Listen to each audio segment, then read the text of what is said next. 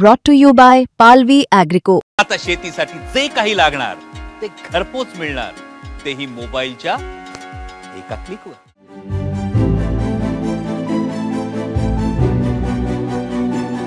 दोन Fortuner, 2 Thar, 7 tractor आणि 150 two wheeler अशा जोरदार बक्षिसांसह सांगलीत बैलगाडा शर्यत पार पडली.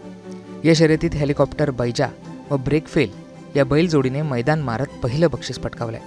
कोल्हापूरच्या शिरोळचे बाबूदादा हजारे यांची ही बैलजोडी आहे. पहिला नंबर काढत हजारे यांनी मानाची फॉर्च्युनर कार जिंकली. देशातील सगळ्यात मोठी बैलगाडा शर्यत शिंदेच्या सेनेचे चंद्रहार पाटील यांनी सांगलीत आयोजित केली होती. 500 एकराच्या मैदानावर या शर्यतीचं आयोजन करण्यात आलं होतं. यावेळी उपमुख्यमंत्री एकनाथ शिंदे सुद्धा उपस्थित होते. या स्पर्धेत ठेवण्यात आलेल्या बक्षिसांमुळे ही शर्यत चांगलीच चर्चेत होती.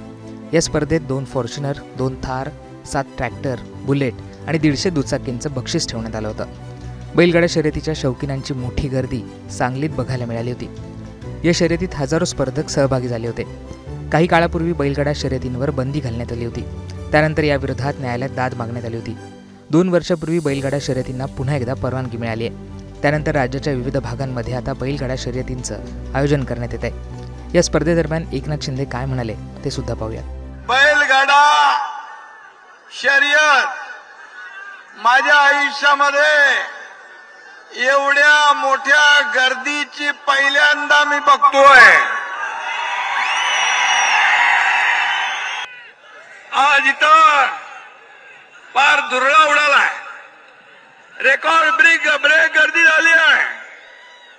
बैलगाडी शर्यतीसाठी जनसागर उसळलाय. मला चंद्रहार येताना सांगत होता, इकडं बघा डोंगरावर माणसं उभे, डोंगरावर इकडं पण माणसं आहेत, इकडं पण आहेत, माग पण तेवढीच आहेत. आणि तिकडं पहिल्यांदा श्वानांची शर्यत होते ना, श्वानांची शर्यत पहिल्यांदा होतीये ना. बैलगाडी बरोबर श्वानांचं पण आहे ना शर्यत. श्वान शर्यत पहिल्यांदा होते. आणि एकदम चंद्रहारनी बरोबर शर्यत लावली आहे. बैलगाडा शर्यत तर आहेत आपली अस्मिता, स्वाभिमान, अभिमान सगळं आहे, शान मान.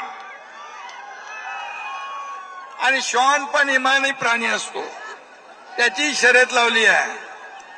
आणि पहिल्यांदा बैलगाडा शर्यतीत माझ्या लाडक्या बहिणींचा पण सहभाग पहिल्यांदा झालेला आहे आतापर्यंतच्या इतिहासामध्ये. फिल्म स्टारला बघायला जेवढी गर्दी होत नाही ना, तेवढी गर्दी माझ्या तगड्या देखण्या बैलाला बघायला झालेली आहे.